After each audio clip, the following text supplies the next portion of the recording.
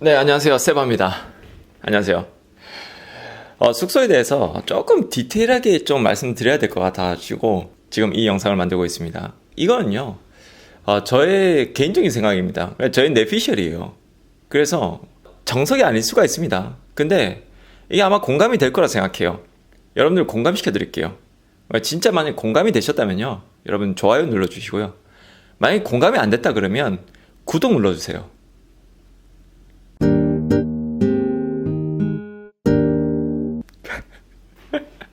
네. 자, 일단 여행하기 전에 우리 보통 이제 호텔을 잡죠. 그 호텔도 미리 좀 잡아놔야지 좀 싸게 잡을 수도 있고 이제 그렇잖아요, 그죠? 그러니까 여행이 보통 아웃라인을 잡는다 그러잖아요. 그러면 이제 뭘 할지, 이제 뭘 볼지. 예를 들어서 프랑스에 파리 갔어요. 프랑스에 파리 가가지고 뭘 해야 돼요? 몽마르트 언덕 가야 되고 에펠탑 가야 되고 이제 그런 게 있는데 만약에 호텔이 너무 멀리 있어요. 그러면 그런 거 보는데 갔다가 또 왔다가 막 그럼 되게 불편해요. 그래서 여러분들이 아웃라인을 잡고 나서 거기에 그 동선에 맞는 그리고 거기에 최대한 좀 편리한 그리고 교통시설도 좀 괜찮은 그런 곳에서 호텔을 잡는 게 좋겠죠. 그래서 이 교통편을 좀 보면서 그런 호텔을 생각을 하는 게 좋고요. 그다음 두 번째로는 그러니까 일단은 몇 박을 할지를 먼저 생각을 합니다. 그러니까 뭘 할지가 아니고 내가 시간이 한 뭐 10일밖에 없으니까 10일 동안 어디 도시는 가야 되는데 그거를 쫙 나눠보는 거예요. 그래서 뭐 로마는 3박, 피렌체는 2박, 뭐 베네치아는 3박, 뭐 이런 식으로 그렇게 나눈다고요. 나눠 놓고 나서 나중에 생각해도 돼요. 왜냐면 거기 안에서 내가 뭘 해야 될지 또 막 생각이 나고 구상이 나고 그래요.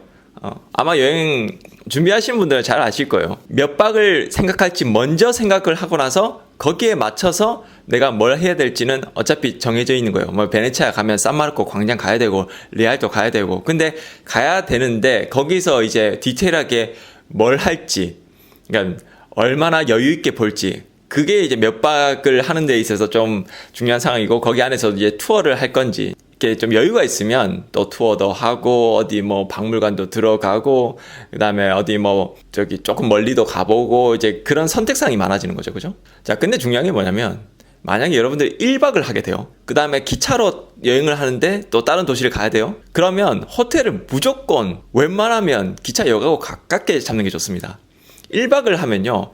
왔다 갔다 하는 그 시간이 만약에 진짜 오래 걸린다면 진짜 힘들어요. 그러니까 기차역에 왔죠. 호텔이 저기 멀어요. 그리고 뭐 버스를 타고 가야 되거나 베니스 같은 경우는 수상버스 타고 가야 돼요. 그럼 수상버스 타고 저기 멀리 갔어요.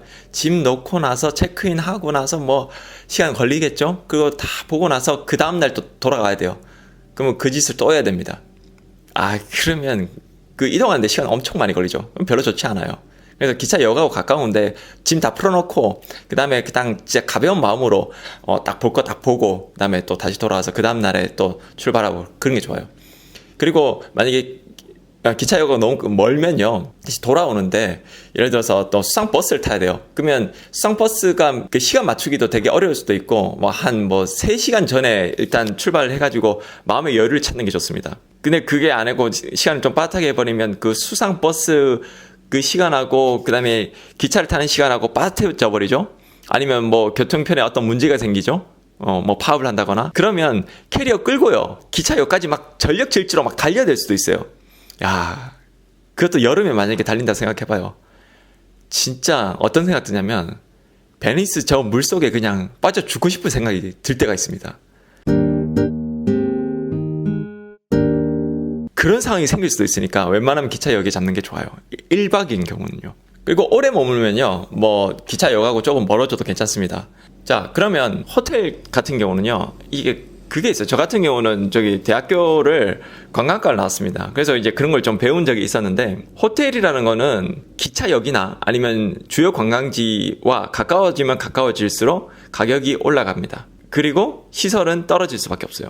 근데 그냥 기차역이나 아니면 주요 관광지하고 멀어지면 멀어질수록 그러니까 접근성이 안 좋으면 안 좋을수록 시설은 좋을 수밖에 없어요. 그러니까 완전 반비례하는 거예요. 시설과 접근성은. 그러니까 조금 기준은 기차역이나 아니면 주요 관광지로 하시는 게 좋겠죠.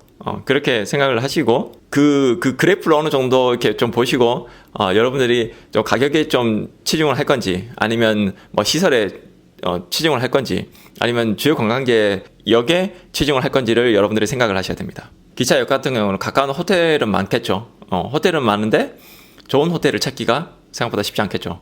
가격은 좀 높을 거고. 그런 거예요. 베니스 섬 안의 호텔은 당연히 가격이 높겠죠. 그런 거 감안하고 여러분들이 호텔을 잡으셔야 되는 거예요.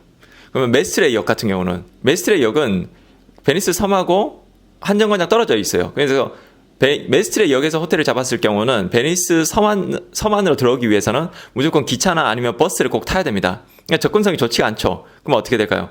가격은 베니스 섬 안보다 저렴해지겠죠. 그렇게 생각하시면 돼요. 근데 만약에 내가 한 3박을 할 거다. 그러면 3박을 하는 동안 맨날 왔다 갔다 그걸 계속 해야 돼요. 저 같으면 베니스 섬 안에 잡을 것 같아요. 근데 내가 1박을 할 거다. 그럼 메스트레이 역? 괜찮겠죠. 나쁘지 않습니다. 그래서 보통 베니스 역에 1박 하시는 신혼여행객들은 메스트레이 역에 진짜 많이 갑니다. 그래서 플라자 호텔에 신혼여행객들이 많은 이유가 그 이유인 거예요. 자, 우리 어떤 손님께서 디모라 마르차나라는 호텔에 숙박을 하신다고 하셨는데 그 호텔이 어떤지. 자, 그 호텔의 위치가 베니스 섬 안에 산마르코 광장 근처에 있습니다. 산마르코 광장은 베니스에서 절대 안 봐서는 안 될 곳이죠. 그러니까 접근성이 좋죠. 역하고 멀지만 그래도 주요 관광지하고 접근성이 가깝죠. 그러면 가격은 높겠죠. 그러니까 시설도 떨어질 수밖에 없는 거예요. 근데 가격을 보니까 130유로 정도예요. 130유로면 고만고만한 선이에요. 근데 여기 딱 봤더니 시설 괜찮고 나쁘지 않아요. 그리고 되게 럭셔리하게 잘 돼 있네요. 인테리어 보니까 괜찮아요. 잘 선택하신 것 같아요. 대학생 아니고 직장인인데 호텔 리스보나 잡았는데 어떤가요? 자, 호텔 리스보나 보니까 이것도 산마르코 광장 근처에 있네요. 그리고 가격도 지금 140유로면 아까 상황하고 비슷합니다. 가깝죠. 그리고 컨디션 보니까 좀 약간 나름의 좀 럭셔리하고 뭐 그렇겠죠. 참고로 베니스의 3성급 호텔이면요. 우리나라에 한 2성급 정도 생각하시면 되고 약간 그냥 좀 불편할 거예요. 좀 약간. 그리고 좀 그렇게 서비스가 그렇게 썩 그냥 기대는 하지 마세요. 딱 그 정도 생각하시면 됩니다. 근데 이동할 때는 어떻게 가야 된다? 만약에 베니스 역에서 베니스 산타루치아 역에서 만약 내렸으면 수상 버스를 타고 가야겠죠. 좀 번거로움이 있긴 있습니다. 뭐 곤돌라 타고 가야 되나요? 라고 물어보신 분도 계신데 곤돌라 타고 가면 안 됩니다. 곤돌라 타면 그 자리에 다시 돌아와요. 관광용이기 때문에요.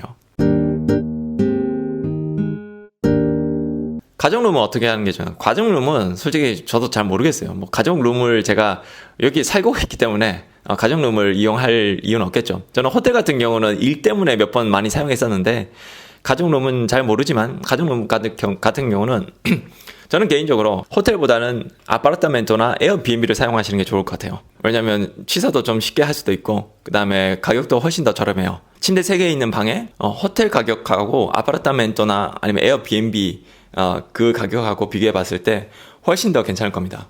메스트레이 역 근처는 어떠냐면요.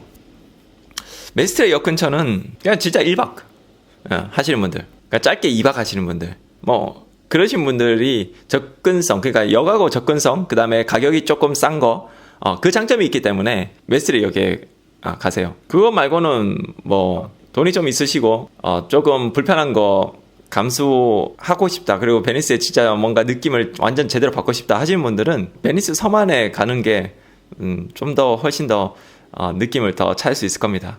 그 대신 좀 불편하긴 하겠죠. 그게 장단점이 있긴 있는 거예요. 자, 마지막으로 베니스 공항에 오시는 분들 계시죠. 공항에서 베니스에 내려서, 왜냐면 아시아나가 취항을 하기 때문에 베니스에 딱 내려가지고 베니스 공항에, 그러니까 마르코폴로 공항에 내려서 오셔야 돼요. 뭐 3분이신 것 같은데 만약에 저라면요, 일단 3명은요 그 호텔을 잡기가 애매할 수 있어요. 그러니까 뭐 트리플 룸 같은 경우 있을 수도 있죠.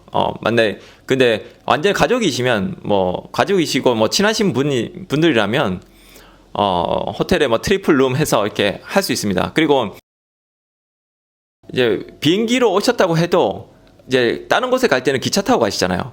그러면 또 어르신들이고 그리고 길 잘 모를 수도 있고 그렇다면 저 같으면 프린치페 아니면 컨티넨탈 그쪽으로 안내를 해드리고 추천을 할 것 같아요. 왜냐하면 베니스 여행이 다 끝나고 나서 다른 도시로 갈 때 기차역이 가장 가까우니까 가장 편해요. 그게 제일 좋고요. 그러면 마르코폴로 공항에서 베니스 섬까지 갈 때는 그럼 어떻게 가면 좋나요? 딱 크게 두 가지 방법이 있습니다. 첫 번째가 버스 타고 가는 거예요. 그 버스 타고 가는 거는 아마 8유로 정도 할 거예요.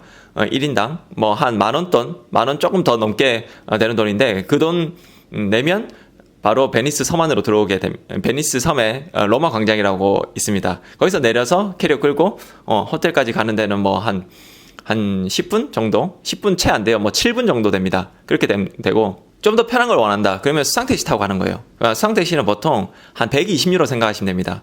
마르코폴로 공항에서 바로 호텔까지 쏩니다. 그 되게 그때 가는 길에 되게 멋있고 막 멋지고 그래요. 그리고 또 재미도 있고 그거 괜찮아요. 좀 여유가 있으시다면 저는 그거 추천합니다. 자, 여기까지 할게요. 여러분 감사합니다. 공감이 되셨으면 좋아요. 공감이 안 되셨으면 그냥 좋아요와 구독 부탁드립니다. 감사합니다.